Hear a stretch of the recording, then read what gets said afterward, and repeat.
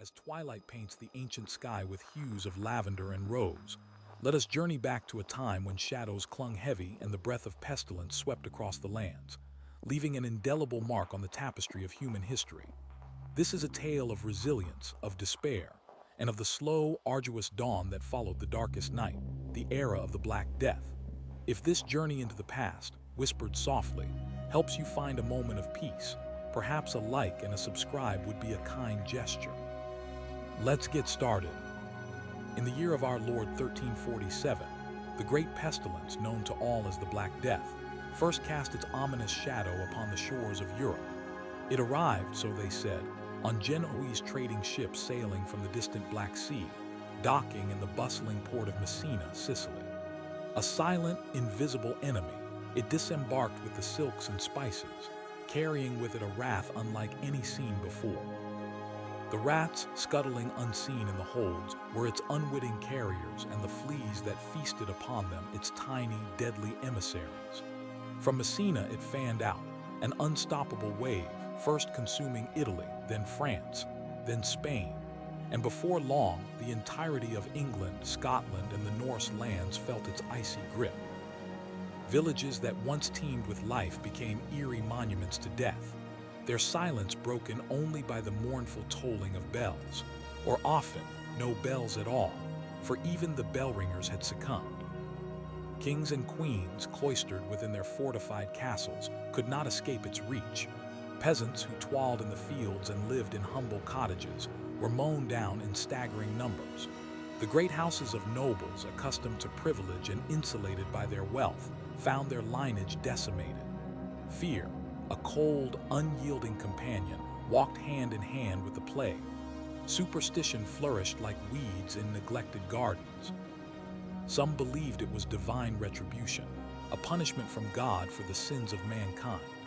Others whispered of poisoned wells, blaming outsiders, minorities, anyone who was different in their desperate need to find a tangible enemy.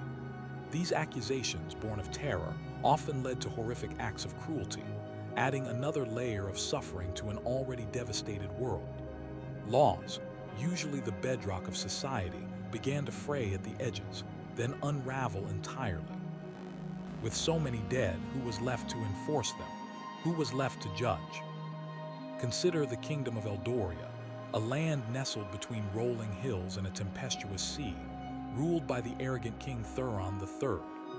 Thuron, a man of stout build and even stouter pride, had always believed himself touched by divine right, utterly invincible. When the first reports of the great mortality reached his ears, he scoffed, dismissing them as peasant exaggerations, a mere flux that would pass. He even decreed a new tax on any physician who dared to suggest the plague could touch a royal or noble personage, claiming such talk was treasonous, designed to incite panic. His royal court, a gilded cage of opulence, continued its feasts and tournaments, while outside the common folk fell like wheat before a scythe. A jester known for his sharp wit once dared to quip, "The king's taxes will soon be collected from graves, for there are more dead than living to pay them." For this insolence, the jester was not merely dismissed, but subjected to the Iron Maiden, a cruel contraption designed to slowly pierce the victim with internal spikes, a torturous death for daring to speak truth to power. Such was the extent of Thuron's self-delusion and cruelty. But the plague, indifferent to crowns and common cloth, crept ever closer. It swept through the capital city of Veridian, transforming its bustling marketplaces into ghostly expanses. The stench of death hung heavy in the air, a constant reminder of the unseen killer. The king's own advisors, men he had always considered immutable pillars of his reign, began to sicken. First, his grand vizier, then his royal alchemist, then several members of his extended family. Still, Thuron clung to his denial, convinced his royal blood offered an impenetrable shield. He ordered more elaborate purges, blaming vagrants and foreigners for bringing the disease, instituting harsh new laws that permitted any citizen to detain and punish anyone deemed unclean without trial. These laws, born of fear and prejudice, led to countless acts of injustice, as personal vendettas were settled under the guise of public safety. One such victim was Ilara, a wise woman from the village of Oakhaven, known for her herbal remedies and gentle spirit. She was accused by a jealous neighbor, Bartholomew, a man who coveted her small plot of fertile land, of being a witch, of casting spells that brought the sickness. Despite her protests and the pleas of her few remaining family members, she was subjected to the water ordeal, tied to a stone and thrown into the river. If she floated, she was guilty. If she sank and drowned, she was innocent. A tragic, cruel irony, for either outcome meant death. Ilara, a testament to her peaceful nature, sank quickly, her innocence proclaimed only by her demise, her land swiftly seized by Bartholomew. The plague not only took lives but also stripped away humanity, leaving a trail of moral decay in its wake. Even as the plague raged, life in its stubborn way found small ways to persist, though forever changed. The initial shock gave way to a grim adaptation. People began to understand, through horrific trial and error, some rudimentary methods of slowing its spread. The concept of quarantine, though not yet formally named, began to emerge. When a householder fell ill, the doors of their dwelling might be boarded up, sealing the fate of those within but potentially protecting those without. Villages learned to isolate themselves, setting up watchmen at their borders to turn away travelers from infected areas.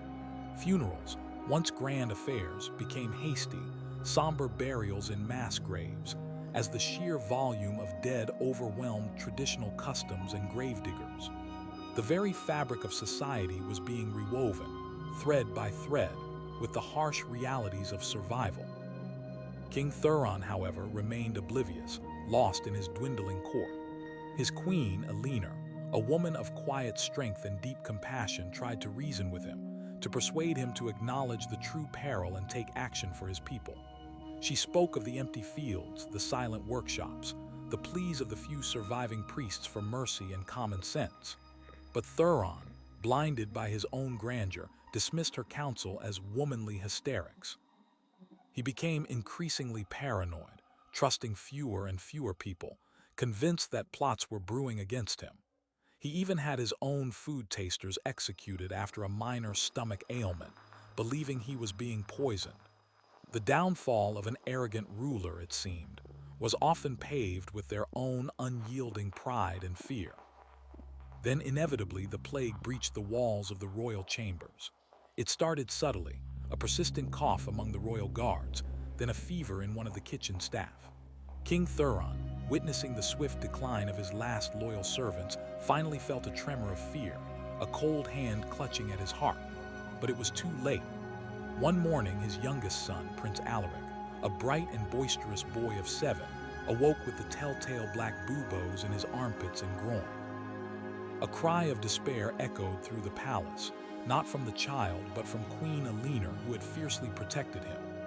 Thuron, seeing his heir, his legacy, gripped by the very pestilence he had so arrogantly dismissed, finally broke. He saw the fear in his son's eyes, a fear that mirrored his own, and the crushing weight of his misjudgment descended upon him. He knelt by Alaric's bed, a broken man, begging for forgiveness, for a miracle, for anything to spare his child. But the plague was merciless, unforgiving. Within 2 days, Prince Alaric was gone, his small body cold and still.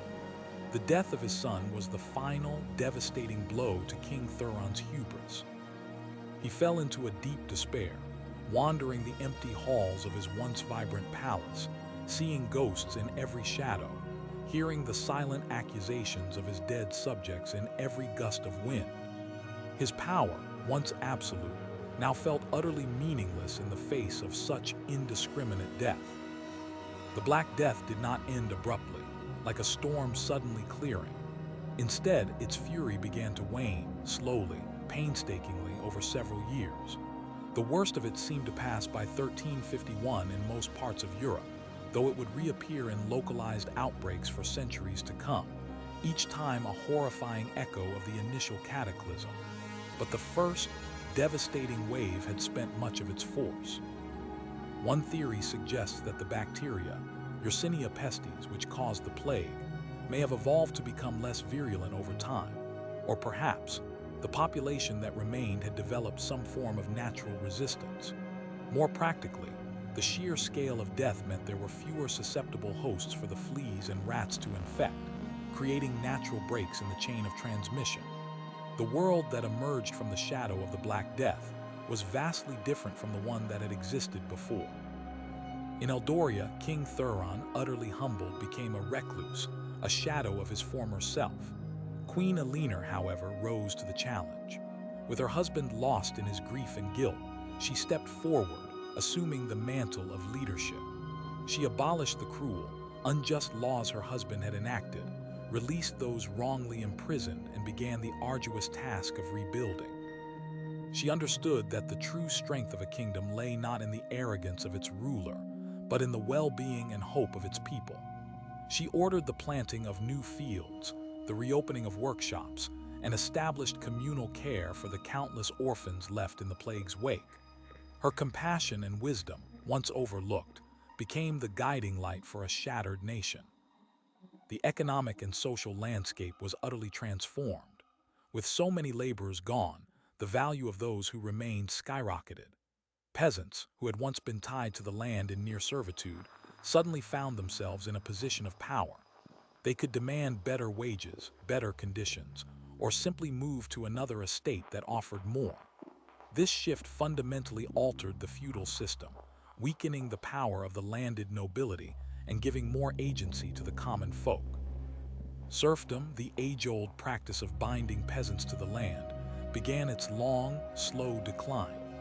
The old order, rigidly structured with the king at the top and the peasant at the bottom, had been shattered by the plague, forcing a re-evaluation of worth and hierarchy.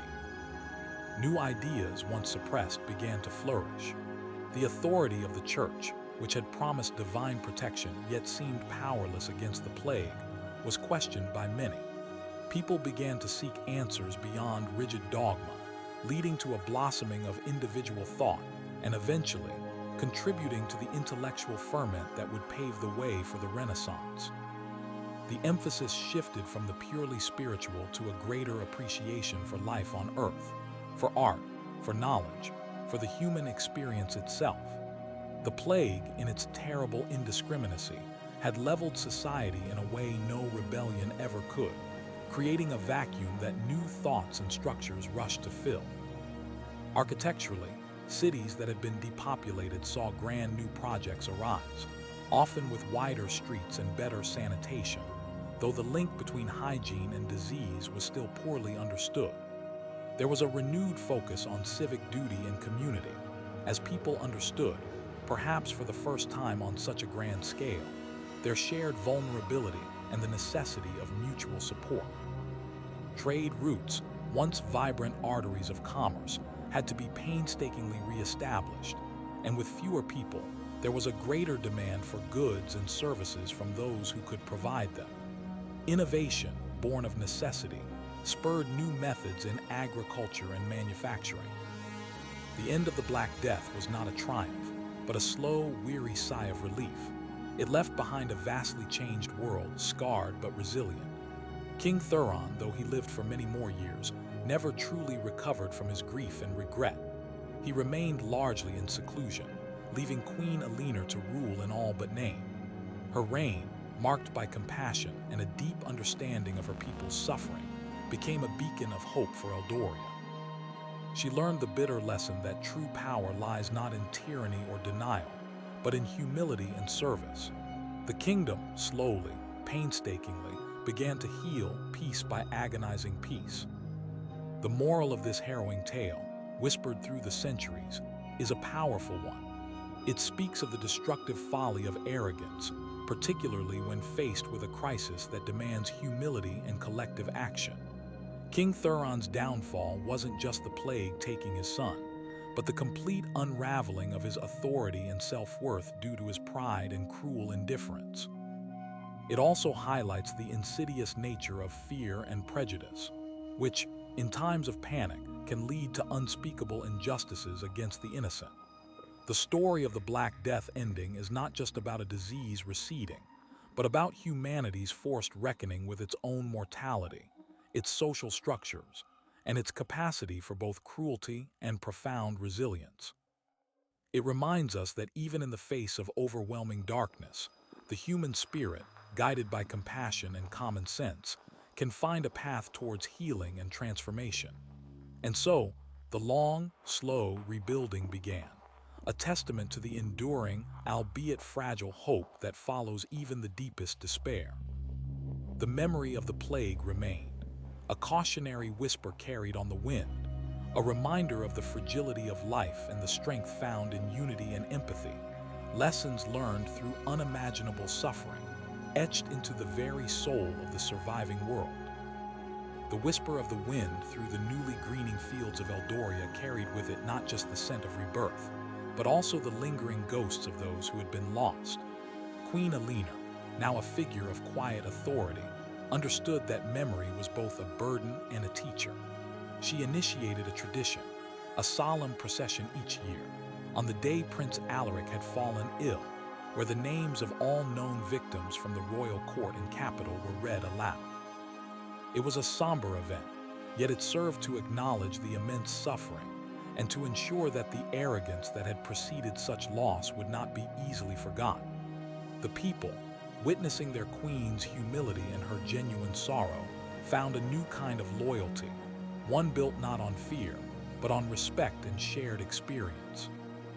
This shift in governance was a microcosm of broader changes sweeping across Europe. The centralized power of monarchs and the rigid hierarchy of feudal lords had been profoundly shaken. With a third, or even a half of the population gone in many regions, the few remaining peasants and artisans held an unprecedented leverage. Landlords, desperate for labor, found themselves competing for workers, offering better terms or even outright freedom from serfdom. This economic upheaval was profound. A peasant, once tied to the land of his birth, now had mobility. He could pack his meager belongings and seek fortune elsewhere, in a town or on another noble's estate that offered better prospects. This newfound freedom, though born of tragedy, began to dismantle the centuries-old structures that had kept the common folk in subjugation. Consider the case of Thomas, a young man from a small hamlet ravaged by the plague, who found himself the sole survivor of his family. Before the plague, he was a serf, bound to Lord Kaelin's estate, with no hope of owning land or even moving beyond the village bounds without permission. After the plague, with Lord Kaelin's estate nearly deserted, Thomas walked away, unheard and unhindered. He journeyed to a nearby town, where skilled laborers were desperately needed to rebuild houses and re-establish essential services. There, he apprenticed himself to a mason, learning a trade that would have been unimaginable to him just a few years prior. He earned wages, saved coins, and eventually even bought a small plot of land within the town walls. His story, though specific, mirrored the experiences of countless others, demonstrating the social fluidity that the plague, in its grim efficiency, had inadvertently created. The legal systems, too, began to reflect these seismic shifts. Where once property laws almost exclusively favored the nobility, now there was a slow, gradual recognition of the rights of commoners. Inheritance laws, previously designed to keep wealth consolidated within noble families, became more complex as entire lines died out, forcing courts to deal with unprecedented cases of unclaimed estates and vacant lands. The sheer volume of death also created new challenges for record-keeping and official decrees.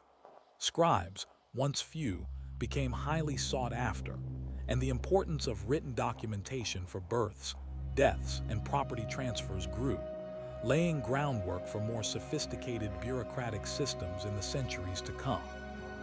Cruelty, while never entirely absent from human nature, often takes on different forms in different eras. The overt, systematic torture, like the Iron Maiden used by King Thuron, became less about maintaining order among a restive populace and more about individual acts of desperation or settling old scores. With fewer people, every life became, in a strange way, more valuable. While petty injustices persisted, the grand, theatrical displays of power abuse by arrogant rulers diminished, partly because the rulers themselves were humble, and partly because they simply didn't have the manpower or the stable social structure to enforce such widespread terror without risking complete societal collapse. The balance of power had irrevocably shifted, and even the most tyrannical lord had to consider the consequences of alienating the few remaining able-bodied subjects. The cultural landscape also experienced a profound transformation. Art, which before the plague often focused on themes of courtly love, chivalry, and religious iconography, began to grapple more directly with mortality and human suffering. The danse macabre, or dance of death, became a popular artistic motif, depicting skeletons leading people from all walks of life, kings, queens, peasants, and priests, in a grim procession. It was a stark reminder that death was the ultimate equalizer, sparing no one, and serving as a poignant reflection of the shared experience of loss that permeated society. Literature, too, took on a more somber, reflective tone, exploring themes of transience and the fragility of existence. Giovanni Boccaccio's The Decameron, written in the immediate aftermath of the plague in Florence, famously depicts a group of young people who have fled the city to escape the contagion, telling stories to pass the time. These stories, while often witty and bawdy, are framed by the grim reality of the plague, highlighting the juxtaposition of life and death, joy and sorrow, that defined the era. In Eldoria, Queen Eleanor fostered a new emphasis on communal art and storytelling. She commissioned tapestries depicting not just glorious battles, but also scenes of resilience, of villages rebuilding, of people helping one another. These artistic endeavors served not only as a record of their shared history, but also as a way to process the collective trauma and to inspire hope for the future. She encouraged bards and troubadours to compose songs that honored the dead and celebrated the living, weaving tales of common heroes rather than just legendary knights. This cultural shift, subtle yet powerful, helped to redefine what it meant to be a hero in a post-plague world. Often, it was simply someone who survived, rebuilt, and found strength in compassion. The long-term effects of the plague extended even to the very environment. With fewer people to till the fields, vast tracts of cultivated land returned to nature. Forests, which had been steadily cleared for agriculture over centuries, began to reclaim lost territory. This unintended reforestation had ecological impacts, allowing wildlife populations to rebound in some areas. The reduced human footprint, though a tragic consequence, offered a temporary respite to the land itself, demonstrating how deeply interconnected human society is with the natural world, and how drastic population shifts can ripple through entire ecosystems. Education, a luxury for many before the plague, saw complex changes. While many universities and monastic schools suffered immense losses among their scholars and teachers, the desperate need for educated individuals in administration, law, and medicine eventually led to new opportunities. The rigid structures of learning began to loosen, and there was a gradual opening of opportunities for those from less privileged backgrounds, particularly if they displayed exceptional intellect. The demand for knowledge, for answers, remained strong, even as the traditional institutions for its dissemination struggled to recover. The scarcity of educated men meant that even humble clerks could rise to positions of considerable influence, filling the void left by the departed elite. The moral lesson of Thuron's downfall and Eleanor's rise continued to echo through the kingdom of Eldoria. The abuse of power, born of arrogance and fear, ultimately leads to isolation and ruin. Thuron, once mighty, ended his days a lonely, broken man, his legacy tarnished by his cruelty and denial. Eleanor, who had once been relegated to the quiet background, found her true strength in service and compassion, earning the lasting respect and love of her people.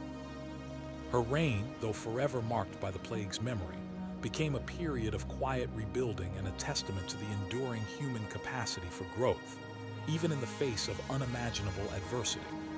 The scars remained, deep and undeniable, but beneath them, a new, more resilient society began to emerge, one that had learned, at a terrible cost, the profound value of humility, empathy, and interconnectedness. The story of the Black Death's end is not merely a chronicle of disease, but a testament to the reshaping of an entire civilization, a slow, arduous journey from darkness into a different, albeit scarred, light. The whispers of change carried on the wind eventually solidified into tangible shifts, altering the very bedrock of European society for centuries to come. The initial shock of the Black Death, the sheer incomprehensible scale of its destruction, had given way to a period of pragmatic adaptation. Survival became the paramount concern, and this focus on practicalities often led to innovative solutions and a breaking away from outdated traditions.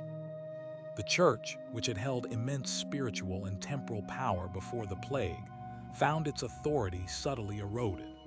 When prayers and penance proved no defense against the pestilence, when priests themselves fell alongside their flocks, people began to question the efficacy of their spiritual leaders. This questioning wasn't an outright rejection of faith, but rather a more personal, internalized approach to spirituality. Lay piety increased, with people seeking a direct connection to the divine, often through personal devotion and charitable acts, rather than solely through the hierarchical structure of the Church. This shift, while gradual, was crucial in laying the groundwork for future religious reforms. In Eldoria, Queen Eleanor, while deeply devout, understood this changing sentiment.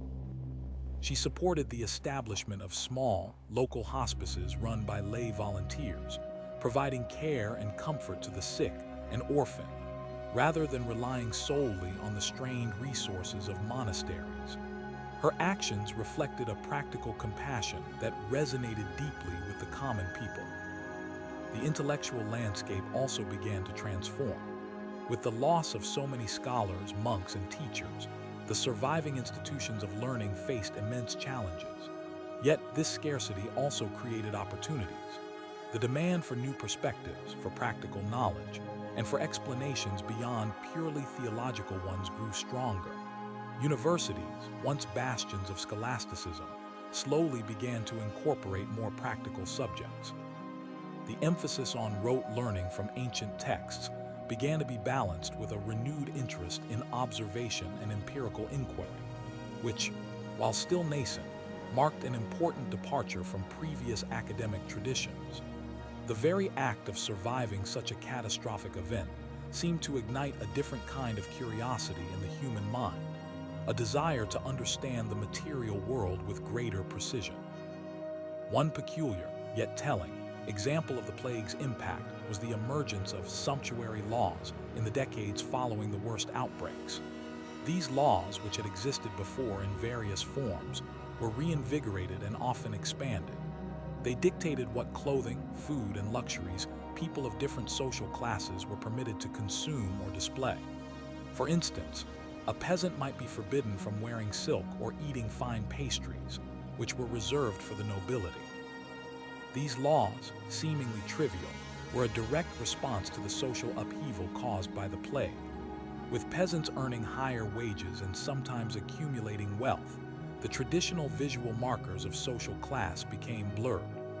Nobles, anxious to reassert their dominance and distinguish themselves from the newly prosperous commoners, resorted to legal decrees to enforce visual hierarchy. It was an attempt by the old order to put society back into its accustomed boxes, even as the realities on the ground had irrevocably shifted. In Eldoria, King Thuron, in his lingering bitterness and quiet rage against the new world he barely recognized, attempted to revive and enforce some of the harshest sumptuary laws. He decreed that any commoner found wearing colors reserved for the nobility, such as royal purple or ermine, would face the branding iron, a permanent mark of disgrace. This act, however, met with quiet, pervasive resistance. Many commoners, emboldened by their new economic standing and the Queen's benevolent leadership, simply ignored the decrees. The royal guards, depleted and weary, found themselves overwhelmed by the sheer numbers, and Queen Eleanor, with her customary wisdom, subtly undermined her husband's decrees by turning a blind eye to violations, and even occasionally providing materials for commoners' festivals that playfully mimicked noble attire. The incident served as a stark reminder of Thuron's inability to adapt, and the queen's quiet, yet powerful, influence in steering the kingdom towards a more just future. The demand for labor also led to a significant increase in the use of mechanical innovations. With fewer hands to work the land or perform crafts, there was a greater incentive to develop machines that could ease the burden. Simple watermills and windmills became more widespread for grinding grain, and new tools were developed to improve efficiency in agriculture and construction. This period, often overlooked, was a quiet precursor to the later Industrial Revolution, demonstrating how demographic crises can inadvertently spur technological advancement. The need to do more with less, to maximize the output of limited human effort, became a powerful driver of ingenuity. Furthermore, the Black Death profoundly impacted the balance of power between different nations and regions. Some areas recovered more quickly than others, leading to shifts in trade dominance and political influence. Nations that managed to retain a significant portion of their population and were able to adapt to the new economic realities often gained an advantage. The sheer interconnectedness of Europe, which had facilitated the plague's spread, also meant that the recovery was a complex, multifaceted process, with each kingdom and principality navigating its unique set of challenges and opportunities. The long shadow of the plague also shaped medical practices. While the immediate responses were often ineffective and based on a mix of superstition and rudimentary knowledge, the sheer volume of illness and death forced healers and physicians to observe disease with a new intensity. Though the true cause of the plague remained a mystery for centuries, there was a growing recognition of the importance of hygiene, though understood in very basic terms. Cities began to implement primitive sanitation measures, such as removing refuse from streets more regularly and attempting to manage waste, driven by the palpable stench and visible evidence of disease in crowded urban centers. This nascent understanding, however imperfect, marked a departure from purely spiritual or astrological explanations for illness and contributed to the slow evolution of medical science. In Eldoria, Queen Eleanor, remembering the suffering, established the first houses of healing that were not tied to a religious order but open to all, regardless of station. These houses, while basic, served as places for communal care and for collecting observations about illnesses. Though without understanding germ theory, they emphasized cleanliness and fresh air, practices that, by chance, sometimes proved beneficial. Her vision, born from the crucible of loss, was to create a society that learned from its tragedies, that cared for its vulnerable, and that sought knowledge not just for the elite, but for the betterment of all. The lasting moral of Thuron's fall and Eleanor's rise resonated through the generations of Eldoria. It taught that true strength lies not in the unyielding grip of power, but in the open hand of compassion and the willingness to adapt. Thuron's arrogance had not only cost him his son, but had nearly destroyed his kingdom. Eleanor's quiet leadership, her empathy, and her unwavering commitment to her people's well-being slowly, painstakingly, rebuilt it. The Black Death was a cataclysm that irrevocably altered the course of human history, but it also became a grim catalyst for profound social, economic, and intellectual transformation. It forced humanity to confront its own vulnerability, to question old certainties, and to forge a new path forward, scarred but ultimately more resilient and perhaps a little wiser. The lessons learned, etched in the memories of survivors and passed down through the ages, underscored the importance of humility, the dangers of prejudice, and the enduring power of human adaptation in the face of overwhelming adversity. The slow, arduous journey from the depths of despair to a cautiously hopeful future was a testament to the complex and indomitable spirit of humanity. The tapestry of life, once frayed and torn by the plague's relentless march, began to be rewoven with threads of resilience and innovation. The profound demographic shift created by the Black Death didn't just alter societal structures, it also deeply impacted psychological and spiritual landscapes. For generations, the memory of the pestilence lingered, shaping worldviews and collective anxieties. People lived with a heightened awareness of death's omnipresence, which paradoxically led to both a more intense focus on enjoying life's fleeting pleasures and a deeper, more introspective engagement with existential questions. Carpe diem, or seize the day, became a silent creed for many who had witnessed such widespread mortality. The concept of time itself seemed to change in the aftermath.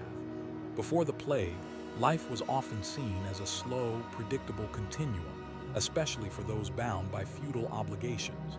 But the swift, indiscriminate nature of the Black Death shattered this illusion. Time became precious, fleeting. This psychological shift had ripple effects, encouraging a sense of urgency in pursuing opportunities, both economic and intellectual. If life could be snatched away so easily, why wait? This ethos contributed to the drive for greater social mobility and personal advancement that characterized the post-plague era. In Eldoria, the legacy of Queen Eleanor's leadership continued to shape the kingdom. She understood that healing was not just about rebuilding structures and economies, but also about mending spirits.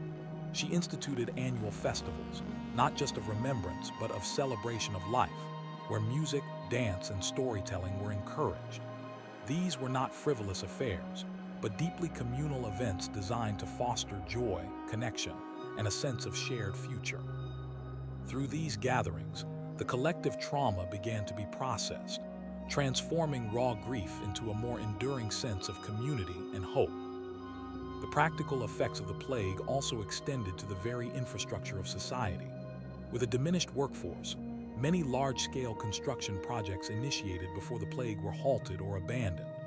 Cathedrals, castles, and manor houses stood unfinished, ghostly skeletons against the sky, serving as silent monuments to an era abruptly ended. However, the subsequent demand for skilled labor eventually led to new, albeit smaller-scale, construction. The focus shifted from grand, ostentatious projects to rebuilding essential housing and infrastructure, often with simpler designs and more efficient use of materials.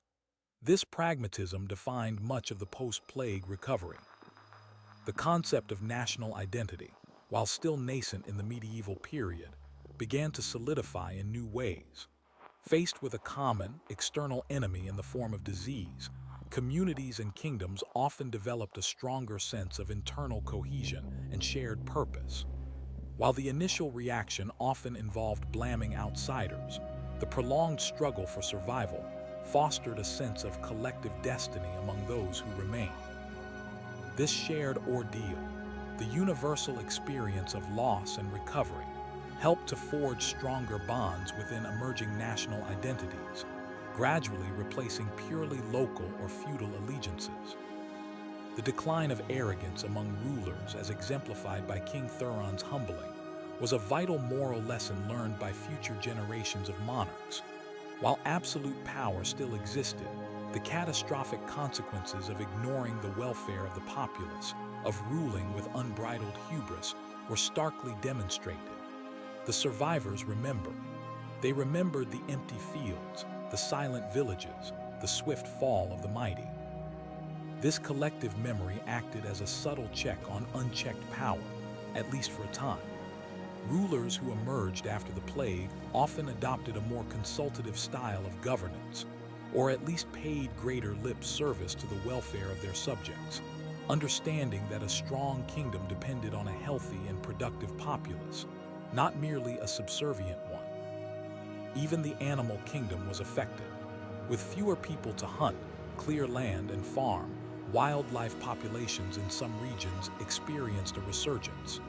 Deer, wild boar, and various bird species, once pressured by human expansion, found temporary havens in abandoned farmlands and reforested areas. This ecological shift was a stark reminder of humanity's often dominant, yet fragile, relationship with the natural world, and how profoundly a single event could rebalance that relationship. The unintended consequences of such a devastating human tragedy reached far beyond the immediate suffering. The shift in land ownership, initiated by the mass deaths, continued to evolve. Large estates, particularly those where entire noble families had died out, were often broken up and sold off, sometimes to prosperous commoners or merchants. This fragmentation of noble holdings further weakened the old feudal aristocracy and created opportunities for a new class of landowners who derived their wealth from trade and commerce rather than purely hereditary titles. This economic redistribution was one of the most enduring legacies of the Black Death, paving the way for the rise of a more diverse and dynamic social structure. In Eldoria, Queen Alinar facilitated this transition with grace and foresight. She established a system for the fair distribution of abandoned lands, prioritizing those who had shown resilience and contributed to the rebuilding efforts. She encouraged responsible stewardship of the land, understanding its vital importance to the kingdom's recovery. Her actions fostered a sense of fairness and opportunity, further solidifying her reputation as a wise and just ruler, a stark contrast to the tyranny of her late husband. The lessons learned from the Black Death were not merely about disease, but about the very essence of human society, its vulnerabilities, its structures, and its incredible capacity for adaptation. It revealed the dangers of rigid social hierarchies when faced with a universal threat and the unforeseen power that can emerge from the ashes of destruction. The end of the plague was not a return to the old world, but the painful birth of a new one, forever shaped by the crucible of suffering. This new world, though bearing the scars of its past, was also infused with a renewed sense of purpose, a deeper appreciation for life, and a recognition that true strength lay in community, compassion, and the willingness to learn from even the most devastating of experiences. The tale of the Black Death's fading echo serves as an enduring reminder that even in the darkest hours, the human spirit, through quiet resilience and profound transformation, can always find a way to rebuild, to innovate, and to forge a path towards a different and perhaps better future. The sun, though still casting long shadows, had finally begun to rise on a world forever changed, bearing lessons etched in the very soul of humanity. The slow turning of the seasons brought with it a gradual healing, not just of the land, but of the collective psyche of the surviving population. Yet, the memory of the Black Death was not something that simply faded away. It became embedded in the cultural memory, influencing everything from folk tales to religious practices for generations. The omnipresence of death during the plague years led to a morbid fascination, an almost intimate familiarity with mortality that permeated art, literature, and daily conversation. People spoke of the hand of God, or the wrath of the heavens, but also of the sheer randomness of the disease, the arbitrary nature of who lived and who perished. This juxtaposition of divine will and brutal chance profoundly impacted the medieval worldview. In Eldoria, Queen Alinar, always mindful of the past, encouraged the collection of personal narratives from survivors. Scribes, diligently working in candlelit chambers, transcribed these stories, creating a poignant oral history of the plague years. These accounts, filled with sorrow, resilience, and occasional moments of unexpected kindness amidst the horror, served as both a memorial to the lost and a guide for future generations. They were a testament to the fact that even in the darkest times, the human spirit could endure, finding small sparks of hope and connection. These compiled stories became invaluable, not just for historical record, but for understanding the human condition under duress. The economic ramifications of the plague continued to unfold in complex ways. While the immediate effect was a labor shortage and higher wages for peasants, this also spurred innovation in agriculture. Landowners, faced with fewer workers, began to consolidate holdings and invest in labor-saving techniques. Crop rotation became more sophisticated, and new tools were slowly adopted. Furthermore, The shift in labor power contributed to the eventual rise of a cash economy over traditional bartering systems, as wages became a more common form of payment. This fostered the growth of nascent banking and financial institutions, providing a foundation for more complex commercial ventures. The plague also had a profound, albeit indirect, impact on the development of warfare. With populations decimated, the cost of raising and maintaining large armies became even more prohibitive.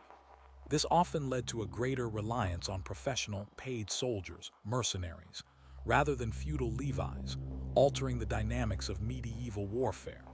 The emphasis shifted from sheer numbers to skill, training, and strategic use of resources. Castles, once impregnable symbols of feudal power, began to decline in importance as siege warfare evolved, and the cost of garrisoning them became astronomical for impoverished lords. The theme of injustice, so rampant during King Thuron's reign, was not entirely eradicated, but its nature changed. While large-scale, systematic oppression of commoners lessened due to their newfound economic leverage, smaller, localized acts of cruelty and power abuse persisted. However, the legal and social framework slowly developed mechanisms to challenge these injustices. The growing importance of town councils and guilds, which represented the interests of artisans and merchants, provided new avenues for redress and collective action against tyrannical lords or corrupt officials. The seeds of civil rights, though still centuries from full bloom, were quietly sown in the fertile ground of post-plague recovery. Consider the town of Greyhaven, within Eldoria, which had thrived due to Queen Eleanor's policies. A merchant, Master Gregory, was accused by a disgruntled rival of price gouging during a minor famine, a charge that in King Thuron's time would have led to immediate torture and execution without trial. However, under Eleanor's reformed system, Master Gregory was brought before a town council composed of other merchants, guild masters, and even a representative of the surviving peasantry. Evidence was presented, witnesses were heard, and though he was found guilty, the punishment was a fine and a period of public service, not a brutal death. This was a slow, incremental shift, but a profound one in the daily lives of the common people, demonstrating a move towards more equitable, if still imperfect, justice. The intellectual revival which the plague indirectly fostered continued to gain momentum. The rediscovery of ancient Greek and Roman texts, many of which had been preserved in monastic libraries but little studied, surged in importance. Scholars, now fewer but often more focused, delved into philosophy, mathematics, and natural sciences with renewed vigor.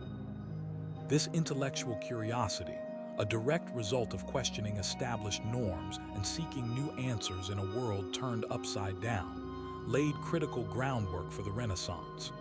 The Black Death, in its terrible way, had swept away the intellectual dust of ages, clearing a space for new thought and inquiry. The moral of Thuron's downfall and Eleanor's just rule became an enduring part of Eldoria's founding narrative. Children were told tales of the King of Shadow and Stone, who through his pride nearly brought ruin, and the Queen of Light and Healing, who, with compassion and wisdom, guided her people to recovery. This oral tradition served as a constant reminder that leadership was a sacred trust, demanding humility, empathy, and a deep connection to the welfare of the people. It highlighted the profound lesson that true power lies not in inflicting pain or asserting dominance, but in fostering growth, supporting justice, and building a foundation for a brighter future. The journey out of the Black Death's shadow was arduous, spanning generations and marked by both progress and setbacks. Yet the world that emerged was undeniably different, reshaped by the shared trauma and the collective will to survive and rebuild. The plague, a devastating force of nature, became an unlikely catalyst for social revolution, economic transformation, and intellectual awakening. It forced humanity to confront its own fragility, to question long-held beliefs, and to ultimately forge a path towards a more equitable and resilient society. The echoes of its ending continued to reverberate through the centuries, a permanent testament to the human capacity for both profound suffering and extraordinary renewal.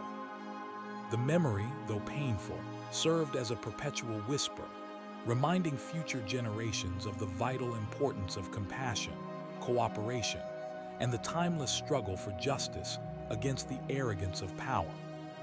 The passage of time, though it softened the sharp edges of grief, could never erase the deep scars left by the Black Death.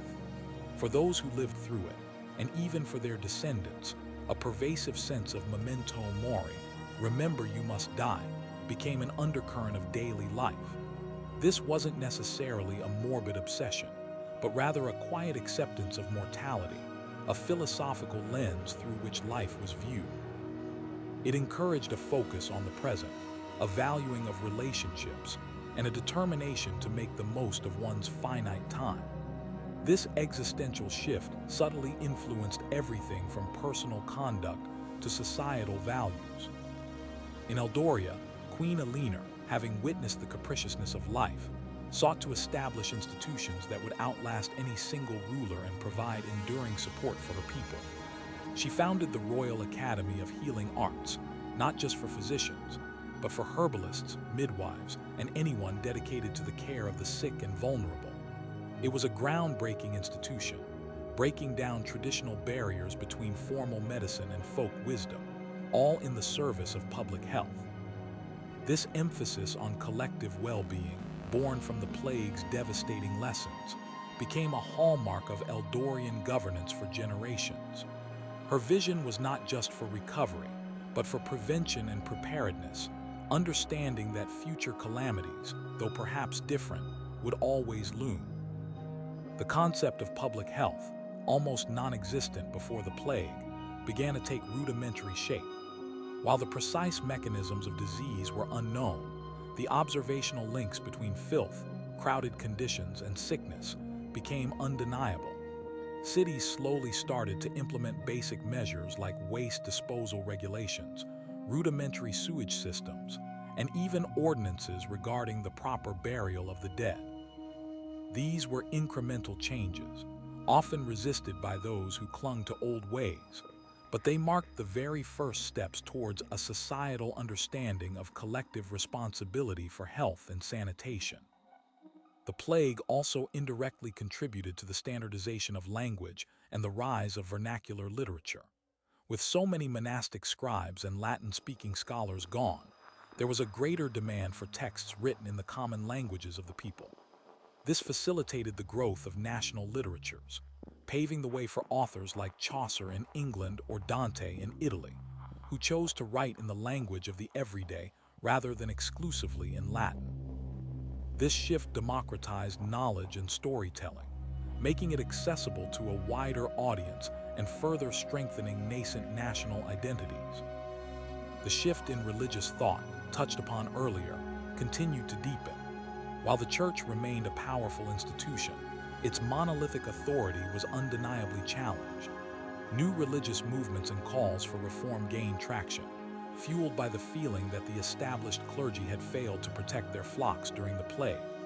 This questioning of authority, both religious and secular, contributed to a broader intellectual climate that valued critical inquiry and individual conscience. The seeds of the Reformation, which would blossom centuries later, were undoubtedly sown in the fertile ground of post-plague disillusionment and spiritual yearning. The downfall of arrogant rulers, a central theme in Thuron's story, continued to serve as a potent cautionary tale. The memory of his self-imposed isolation and subsequent despair was passed down through generations of Eldorian nobility, a grim reminder that true power came with immense responsibility, and that ignoring the plight of the common people could lead to the ruin of all. Subsequent monarchs, even those with authoritarian tendencies, often adopted a more careful public persona, seeking to appear as benevolent protectors rather than detached tyrants. The people, having witnessed the fragility of their world, were less likely to tolerate blatant abuses of power. The long-term demographic effects of the plague also led to changes in family structures and marriage patterns. With fewer people, survivors often married earlier and had more children, attempting to replenish the lost generations. This also led to a greater number of widows and orphans, prompting communities to develop new forms of social support and charitable organizations to care for the vulnerable. The family unit, though battered, proved to be an incredibly resilient force, adapting to the demographic shifts with a fierce determination to rebuild and propagate. The gradual end of the Black Death, therefore, was not merely a biological phenomenon of disease receding. It was a profound epochal shift, a crucible that reshaped the very foundations of European civilization. It was a period of immense suffering, but also of radical transformation. The moral lesson that resonated most profoundly and continues to echo through history is that hubris and indifference, especially in the face of widespread suffering, are the surest paths to ruin. Conversely, compassion, humility, and a willingness to adapt and innovate, as exemplified by Queen Eleanor, are the true cornerstones of recovery and lasting strength. The world that emerged from the shadow of the Black Death was scarred, undeniably, but it was also a world forced to confront its deepest flaws, and in doing so, to forge a path towards a more equitable, more resilient, and ultimately, a more enlightened future. The memory of the plague remained, a perpetual whisper of caution, a reminder of humanity's shared vulnerability and its extraordinary capacity for survival, transformation, and ultimately, renewal. This painful birth of a new age, forged in the fires of pestilence, stands as one of history's most compelling narratives of catastrophe and recovery, a testament to the enduring, complex, and often contradictory nature of the human spirit. The silence that followed the plague's loudest roar was not merely an absence of sound, but the quiet, determined breath of a world reborn.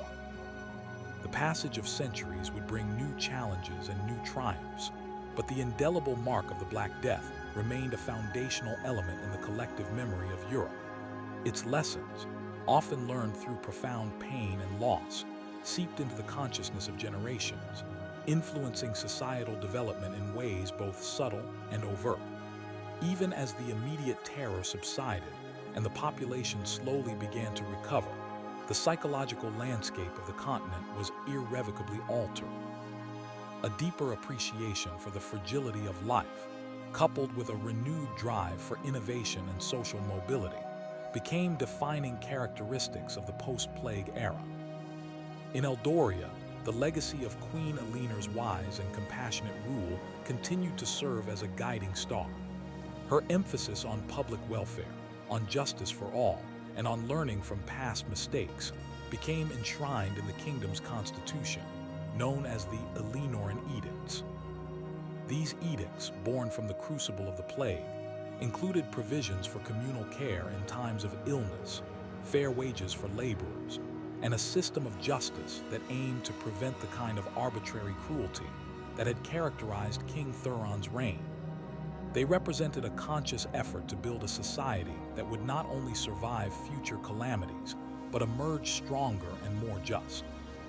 The long-term effects on the distribution of wealth and power were profound. The drastic reduction in population meant that inherited wealth, land, and titles often passed to distant relatives, or even became entirely vacant. This reshuffling of fortunes broke down many of the rigid, centuries-old class barriers. It allowed for the emergence of new elites, often those who had been quick to adapt to the changed economic landscape: merchants, skilled artisans, and enterprising farmers who managed to acquire land. This fluidity, while unsettling for the old aristocracy, injected new dynamism into society and laid the groundwork for the rise of a robust middle class. The plague also had a subtle, yet significant, impact on the development of urban centers. While cities were initially devastated by the disease due to their density, their very function as centers of trade and innovation meant they were often the first to recover and adapt. The greater economic opportunities, coupled with the decline of serfdom in rural areas, led to a slow but steady migration from the countryside to the towns. This urban growth, while bringing its own challenges of overcrowding and sanitation, was crucial for the burgeoning merchant class and the development of new industries. The transformation of judicial practices, sparked by the injustices of the plague years, continued to evolve. The concept of due process, while still nascent and often imperfectly applied, gained greater traction. Courts began to rely more on sworn testimony and less on trial by ordeal or arbitrary decree. The establishment of local courts and the empowerment of town magistrates, rather than solely relying on the justice of feudal lords, provided commoners with a greater sense of legal protection and recourse. This slow, arduous move towards more formalized and impartial justice was a direct legacy of the widespread abuses witnessed during the height of the Black Death. The moral lesson of Thuron's arrogance leading to his downfall, and Aliner's compassionate leadership leading to recovery, was not merely a tale for children. It became an integral part of the political philosophy of Eldoria. Advisors to future monarchs often reference the Age of Shadows and the wisdom of Queen Aliner when counseling against tyrannical impulses or short-sighted policies. The kingdom, in a sense, had been inoculated against extreme authoritarianism by the bitter medicine of the plague. It demonstrated that even the most absolute power could be undone by its own inherent flaws when confronted with a universal crisis. The cultural memory of the plague also manifested in a continued fascination with death in art and literature, but with a nuanced shift. While the early Danse Macabre focused on the grim equality of death, later works began to emphasize themes of salvation, redemption, and the importance of living a virtuous life in the face of mortality. Charitable foundations, hospitals, and educational endowments were established by wealthy survivors, often as acts of thanksgiving or to atone for sins committed during the chaos. These acts of philanthropy further shaped the social safety nets that gradually emerged in the post-plague world. The ending of the Black Death, therefore, was not merely a historical event. It was a profound inflection point in the trajectory of Western civilization. It stripped away old certainties, challenged established hierarchies, and forced a radical reevaluation of human values. It taught humanity, at an unimaginable cost, the enduring power of compassion, the critical importance of adaptable governance, and the inherent dangers of unchecked power and prejudice.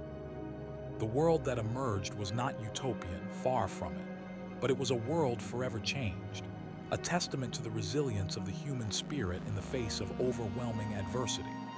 The faint echoes of the plague, though distant, continue to whisper through the corridors of history, reminding us of the timeless lessons learned when humanity stared into the abyss and slowly, painstakingly, found its way back to the light. The long night had ended, and a new, albeit scarred, dawn had broken, ushering in an era of unforeseen transformations and the enduring legacy of a disease that reshaped the very soul of a continent. The indelible imprint of the Black Death, though fading with each passing century, continued to subtly shape the trajectory of European development. Its influence can be traced through the intricate web of social, economic, and political evolution that followed, a testament to how profoundly a single, catastrophic event can reforge the very essence of human civilization. The generations born after the worst of the plague carried within them a collective, almost subconscious understanding of impermanence and the deep-seated human drive to not merely survive, but to thrive and innovate in the face of overwhelming odds. In Eldoria, the Alenoran edicts proved to be more than just a legal framework. They became a moral compass for the kingdom. The principle of universal care in times of pestilence, for instance, led to the establishment of rudimentary, state-sponsored quarantine measures and public sanitation initiatives, far more advanced than those in many neighboring lands. While still imperfect, these measures reflected a proactive approach to public health, a direct legacy of the devastating lessons learned during the plague years. The memory of widespread suffering spurred a governmental responsibility for its citizens' well-being that was largely unprecedented in medieval Europe. The economic dynamism that emerged from the plague's aftermath continued to gain momentum. The traditional feudal system, already weakened, found itself further eroded by the relentless forces of supply and demand for labor. Landowners, unable to force peasants to work under pre-plague conditions, often converted their vast agricultural estates into pasture for sheep, capitalizing on the booming wool trade. This shift from arable farming to sheep rearing dramatically altered the landscape in many regions, creating new economic opportunities for merchants and cloth manufacturers, while simultaneously displacing many agricultural laborers, leading to new social tensions and migrations. The growth of trade and the increasing importance of urban centers also fostered the development of sophisticated financial instruments. Bills of exchange, letters of credit, and early forms of banking became more prevalent, facilitating long-distance commerce and the accumulation of capital. This financial revolution, indirectly accelerated by the plague's disruption of traditional economic models, was crucial for the eventual rise of powerful merchant guilds and the burgeoning capitalist system that would define later European history. The sheer necessity of adapting to a world with fewer people and altered resources forced creative solutions that reshaped economic thought and practice. The intellectual curiosity ignited by the plague years continued to burn brightly, leading to a flourishing of humanistic thought. Scholars began to question not only religious doctrines, but also the very nature of humanity and its place in the universe. This human-centered approach, a hallmark of the Renaissance, sought inspiration from classical antiquity, but interpreted it through the lens of a society that had faced unimaginable devastation and emerged with a renewed appreciation for life's potential. Art, literature, and philosophy increasingly focused on human achievement, emotion, and the individual experience, a stark contrast to the often anonymous or purely religious art of the earlier medieval period. The moral lessons of King Thuron's arrogance and Queen Eleanor's compassion remained deeply ingrained in Eldorian folklore and political discourse. Stories of rulers who prioritized their own pride over the welfare of their people were told as dire warnings, while tales of humble and just leaders were celebrated.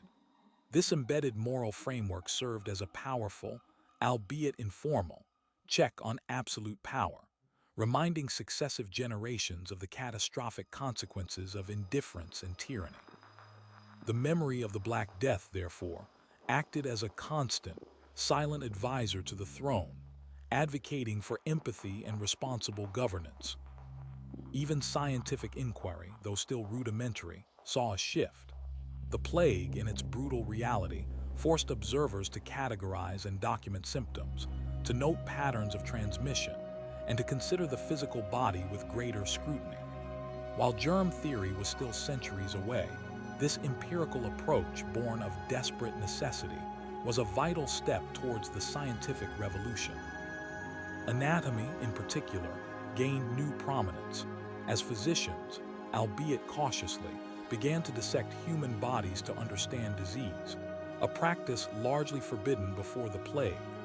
The sheer volume of death allowed for observations that would have been impossible in less calamitous times. The long shadow of the Black Death did not represent an end, but rather a profound metamorphosis.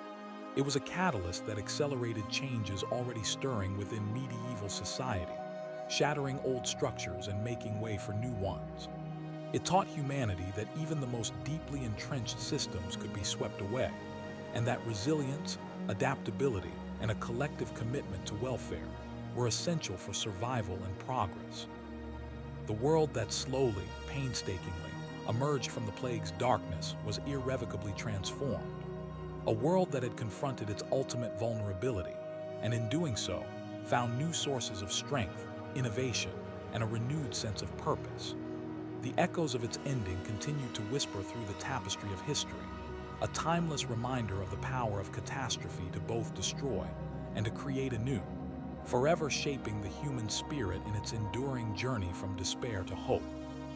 The echoes of the Black Death, though softened by the passage of time, resonated through the collective consciousness of European societies for generations, becoming a foundational layer in their cultural and political DNA. It taught humanity profound lessons about mortality, governance, and the intricate interconnectedness of life, leaving an indelible mark that shaped the transition from the medieval era into the dawn of the modern world. The memory of widespread death and the subsequent societal upheaval fueled a continuous, albeit gradual, drive for change and improvement that rippled through every aspect of life. In Eldoria, the Eleanorine Edicts were not merely laws but a living testament to Queen Eleanor's wisdom, evolving with the times to address new challenges while maintaining their core principles of justice and public welfare. For instance, the initial provisions for communal care slowly developed into more formalized public hospitals and infirmaries, funded by the Crown and local municipalities, rather than solely by the Church. This institutionalization of care marked a significant step towards a more secular and comprehensive approach to public health, a direct lineage from the devastating plague and the Queen's pioneering efforts. The long-term demographic recovery was a slow, uneven process. It took centuries for Europe's population to return to pre-plague levels, and in some areas, it never quite did. This prolonged demographic depression had far-reaching consequences. It meant that labor remained a valuable commodity for an extended period, sustaining higher wages for peasants and artisans, which in turn contributed to their continued social and economic advancement. This enduring shift in labor dynamics further accelerated the decline of serfdom and the rise of a more mobile, independent workforce, a stark contrast to the rigid class structures of the earlier medieval period. The disruption of traditional trade routes and the re-establishment of new ones also fostered a spirit of exploration and entrepreneurialism. Merchants, seeking new sources of goods and new markets, ventured further afield, driven by the desire to overcome the economic challenges posed by a diminished population. This outward gaze, fueled by economic necessity and a burgeoning spirit of inquiry, contributed to the age of exploration that would follow in subsequent centuries. The world, having shrunk with the rapid spread of the plague, suddenly felt much larger and full of untapped potential for those bold enough to seek it. The intellectual and artistic blossoming of the Renaissance, often seen as a glorious rebirth, was in many ways a direct, albeit delayed, consequence of the Black Death. The questioning of traditional authority, the emphasis on human achievement, the focus on empirical observation, and the growth of vernacular literature all had their roots in the societal upheaval and intellectual ferment caused by the plague. The trauma had, in a strange and terrible way, cleared the ground for new seeds of thought to take root and flourish, leading to an explosion of creativity and scientific inquiry that redefined the human experience. The moral framework of governance continued to be shaped by the powerful narrative of King Thuron's downfall and Queen Eleanor's ascent. The dangers of tyranny, the catastrophic consequences of indifference to suffering, and the vital importance of empathetic leadership were not merely historical anecdotes in Eldoria. They were embedded principles that guided political thought and public expectation. Even in times of peace and prosperity, the specter of the Age of Shadows served as a potent reminder to rulers of their ultimate accountability to their people, fostering a more nuanced and, ideally, more just form of governance. The evolution of justice, initiated in the plague's wake, continued its slow, deliberate march towards greater equity. The concept of universal laws applying to all citizens, rather than separate laws for different classes, began to gain traction. The growth of legal professions, the codification of laws, and the establishment of independent judicial bodies all contributed to a gradual shift from arbitrary feudal justice to a more formalized and, ideally, impartial system. This long and arduous journey towards the rule of law was another enduring legacy of a society forced to rebuild its ethical and legal foundations from the ground up. In essence, the end of the Black Death was not an event, but a prolonged process of profound societal transformation. It was a dark chapter that, paradoxically, illuminated the path towards many of the defining characteristics of the modern world. It taught humanity that even in the face of unimaginable catastrophe, the human spirit possesses an extraordinary capacity for resilience, innovation, and a fundamental drive towards creating a better, more just, and more compassionate society. The enduring whispers of its ending serve as a timeless reminder that from the ashes of devastation, new beginnings can always emerge, forging a future shaped by the wisdom of the past, forever etched into the collective memory of humankind. The final, lingering echoes of the plague were not just a sound, but a profound, enduring shift in the very soul of the world, teaching lessons that continue to resonate through the ages. The deep-seated changes wrought by the Black Death continued to ripple through society, affecting not just the grand narratives of kings and nations, but the intimate, everyday lives of individuals.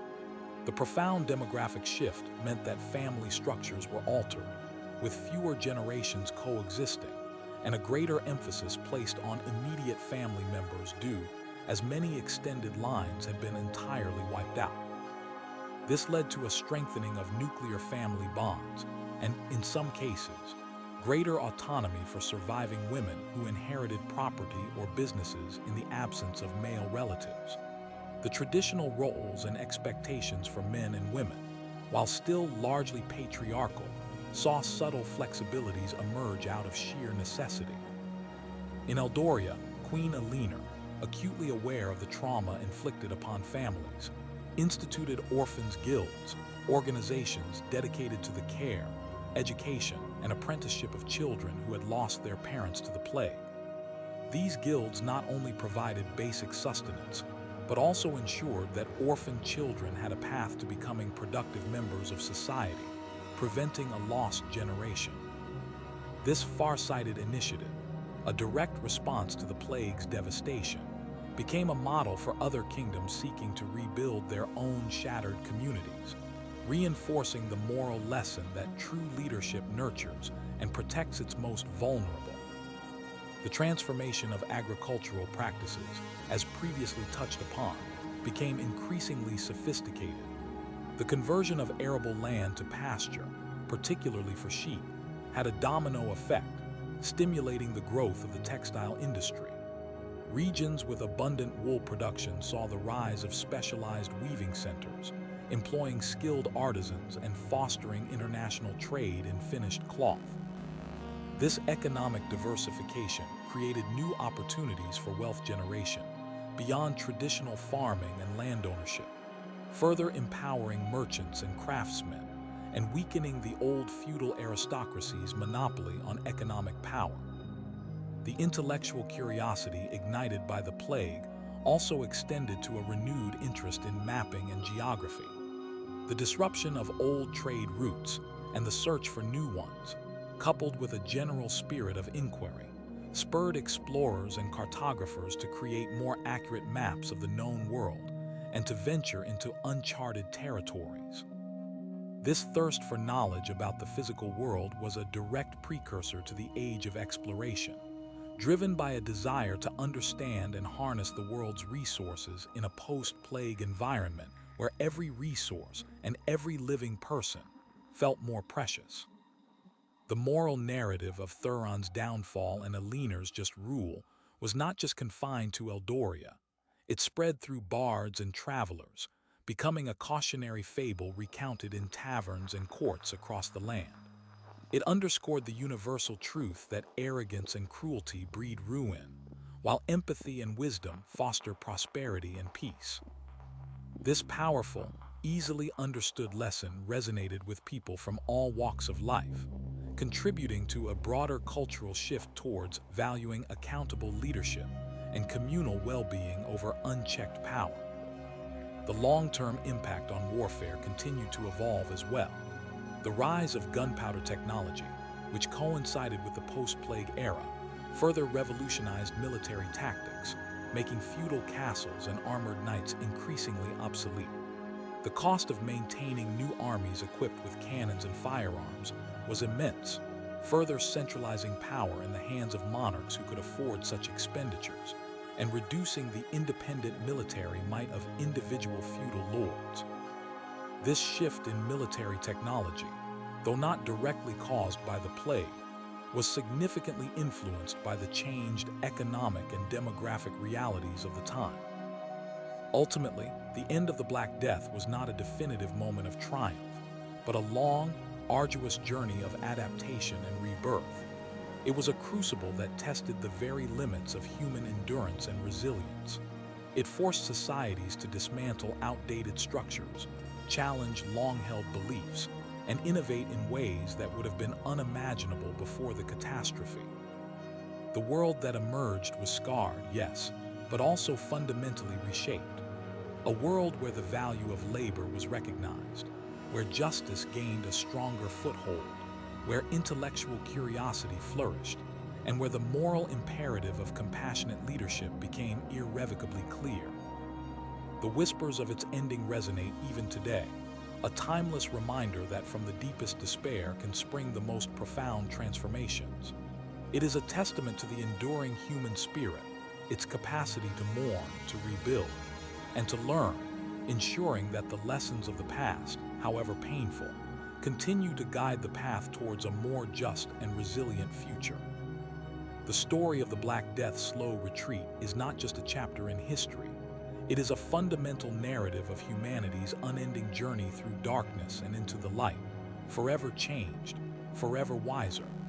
The final echoes of its passing were not just a silence, but the collective sigh of a world reborn, ready once more to face the unknown with a spirit forged in the fires of adversity. The lingering effects of the Black Death, stretching across generations, solidified into fundamental shifts that laid the very groundwork for what we now understand as the early modern world. It was a catalyst that accelerated numerous trends already subtly present in medieval society, pushing Europe irrevocably towards a new era defined by different social contracts, economic models, and intellectual pursuits. The sheer scale of the demographic catastrophe acted as a reset button, forcing a radical reevaluation of almost every aspect of human organization. In Eldoria, the Eleanoran edicts continued to evolve, demonstrating a remarkable flexibility that allowed the kingdom to navigate new challenges. For example, as trade routes slowly re-established and new goods flowed into the kingdom, Eleanor's successors expanded the edicts to include regulations on fair trade and protection for consumers, preventing the kind of exploitation that often accompanies economic growth. This proactive approach to governance, born from the bitter lessons of the plague years, underscored a deep-seated commitment to a just and equitable society, ensuring that the prosperity that followed the plague's retreat was shared more broadly among the populace. The enduring shift in labor dynamics profoundly impacted urbanization. The increased mobility of labor, coupled with the decline of serfdom and the lure of higher wages, fueled a steady migration from rural areas to burgeoning towns and cities. These urban centers, though still facing challenges of sanitation and overcrowding, became crucibles of innovation, commerce, and culture. They offered opportunities for social advancement that were simply unavailable in the traditional feudal countryside, contributing to the growth of a robust artisan class and a powerful merchant elite who would increasingly challenge the old landed aristocracy. The intellectual ferment spurred by the plague continued to deepen, particularly with the invention of the printing press in the mid-15th century. This revolutionary technology democratized knowledge, making books and written materials far more accessible to a wider audience. The thirst for information, for new ideas, and for alternative explanations of the world, all of which had been intensified by the plague's challenge to established orthodoxies, found a powerful new vehicle for dissemination. The printing press, in essence, amplified the intellectual earthquake that the Black Death had initiated, transforming the way information was created, shared, and consumed. The moral narrative of King Thuron's downfall and Queen Eleanor's wise reign became a timeless allegory, taught not just within Eldoria, but influencing political thought across Europe. It underscored the fragile nature of power and the critical importance of legitimate, consensual governance. The memory of a ruler whose arrogance almost destroyed his kingdom, contrasted with a queen whose compassion rebuilt it, provided a powerful example that resonated through the corridors of power and the humble homes of common folk alike, emphasizing the ethical dimensions of leadership. The long-term impact on international relations also began to manifest. Nations that recovered more quickly and adopted innovative economic and administrative practices often gained an advantage in trade and geopolitical influence. The shifting demographic and economic landscape subtly altered the balance of power, contributing to the rise and fall of various regional powers and setting the stage for the complex alliances and rivalries that would characterize early modern Europe. The shared experience of the plague, while initially fostering isolation, ultimately led to a renewed, albeit changed, sense of European interconnectedness. Ultimately, the ending of the Black Death was not a singular event, but the slow, agonizing, yet ultimately transformative evolution of an entire continent. It was a period of immense suffering that, paradoxically, unleashed powerful forces of change, innovation, and social progress. It taught humanity at an unimaginable cost the profound importance of resilience, adaptability, and the imperative of compassionate, responsible leadership. The world that emerged from the plague's long shadow was scarred, but also fundamentally reshaped.